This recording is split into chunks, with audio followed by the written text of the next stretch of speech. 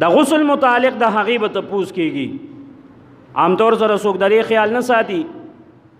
که زنانه دي هم د پاکۍ ضرورت به وي چې یاره پاکي راولي بدن پاک کی، لیکن څه به کوي خپل امور هم پکې سر انجام کوي، خبرې اترې هم کېږي، اخلی پخلی به هر حال هغه هر څه خو جایز دي،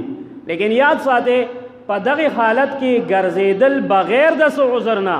دا ګناه ده، انسان پې ګناهګاریږي. بیا د دغې فرایض څه دي انسان دې د دې خیال وساتي. په 10م کلاس کې د آرټ سیشن کې زمونږ یو ځوان ملګری چې د هغه نه په اسمبلی کې استاد تپوس وکړو، اوس په بیا راشم چې مخکې سکولونو خو اسمبلو کې به مونږ ته ترجمې کېدې دا څیزونه به ښودلی کېدل، اوس د سهار باقاعده د ګانو د ډوکړو کلاسونه اخیستل کېږي. نو د هغه نه تپوس کوي په غسل کې څو فرض دي، هغه استاد غریب ته په دې نیت تپوس وکړي چې زه دا مشر دی دله به ورځي. نو هغه اول داسې ځمکې اسمان ته کتل بیا ورته ویجي تولیه صابون او تیل، تولیه صابون او تیل دا خو یو مشهور دی معاشره کې، عام طور سره داسې خلک وایي او یو زمونږ د سترګو لیدلې او د غوږونو اورېدو خبره ده. او هم د دغې هلک نه یو ځل تپوس کړی وي زمونږ د پیغمبر څه نوم دی؟ وي قاضي اعظم علیه السلام. دا ولې چې کله انسان نه مدرسې ته ځي نه جومات ته ځي او نه کور کې مور پلار محنت کوي، بیا اولاد دقسې قاضي اعظم رحمت الله علیه تبع قاضي اعظم علیه السلام وي، بیا د ملک د بانی نه پیغمبر جوړي. او چې دا غسل د فرایضو ته تپوس دی شنو بیا صابون تولیه او تیل، یعنی تولیه باندې ځان وچول، صابون باندې بدن پاکول او تیل د هغې نه پس استعمالول ویښتو وغیره کې. نو دا یاد وساتئ د غسل فرایض دا درې دي. خوله کې اوبه اچول او د خولې اوبو طریقه دا ده که د انسان روجه وي نو په روجه کې عام طور سره انسان چې خوله څنګه کنګالوي هغسې به خوله کنګال کې بس نور شکونه مه کوه، 3 ځله خوله کې اوبه واچوه، خوله کنګال کا مرۍ ته اوبه راونه رسې، روجه به دې ماته شي. او که د انسان روجه نه ده نو بیا غرغرې کول، موږ ورته څه وایو؟ غرغرې کول، اردو کې ورته وایي کلی کرنا، او دغه شان په عربی کې مزمزه ورته وایي، مزمزه کول. اوبه تر د دې ځای پورې را رسول او سا بهر طرف ته راغورځول چې دغه اوبه په خوله کې سرکل وکړي، ځکه نه الله جل شانو فرمایي فطهروا، فطهروا دا صیغه د مبالغې ده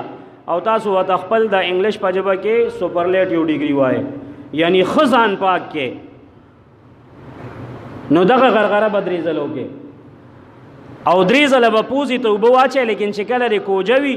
نو بیا د پوزې د بانسې ته اډوکي ته اوبه را رسول. دا بعضې خلک شکیان یې هغوی بیا په سپیمو باندې بیخي اوبه تېروي، داسې هم کول ني پکار، ځان په تکلیف کوی مه، مازغه علات راخشي، سترګې لاته کې سرې روزي، شریعت کې دومره سختۍ نشته،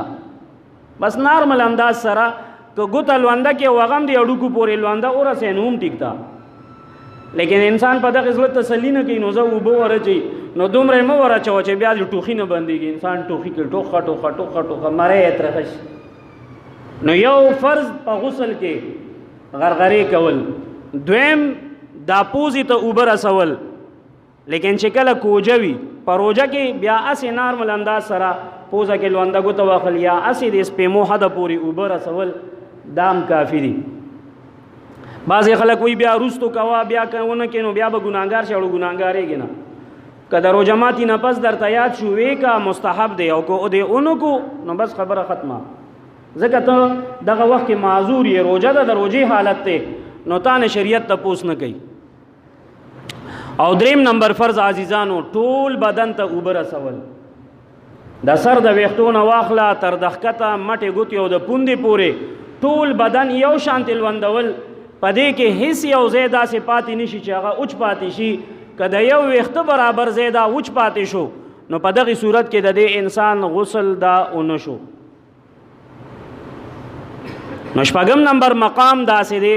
چې په دې کې به د انسان نه د طهارت متعلق تپوس کېږي، او 9 نمبر مقام داسې دی چې په هغې باندې مونږ 9 جمعې خبرې کړي دي. څو جمعې؟ 9 جمعې تقریبا 1.5 میاشت ما په دغې موضوع باندې خبرې کړي دي، او هغه د حقوق العباد، د بندگانو حقوق. علامہ جلال الدین سیوطی رحمت الله علیه فرمایي په پولیسارات باندې او پرواز د محشر باندې د ټولو نه زیات خطرناک مقام دا اوم مقام دی. د انسان لارې به په مانځه کې مخکاره شي را کولاو بشي، دا ایمان معامله کې بم دی صفا راوځي، د زکات معامله کې بم صفا راوځي، د حج معامله کې بم دی صفا راوځي، د روجي معامله کې بم صفا راوځي. لیکن جلال الدین سیوطی رحمت الله علیه فرمایي چې دا حقوق العباد داسې معامله ده، د بندگانو د حقوقو دا معامله داسې ده چې په دې کې به ډېر لوی لوی خلک بانډه ولاړي، او چې په کم مقام باندې انسان د کمی کوتاهي راځي په دغه مقام باندې به جهنم ته غورځېږي. الله تعالی دې موږ او تاسو خپل فضل سره معاف کړي. مشران وایي په حساب کتاب ګرانه ده، نو الله تبارک و تعالی دې موږ تاسو ته خپل فضل شامل حال کړي. اسې بې صد رب زموږ تاسو بخښنو.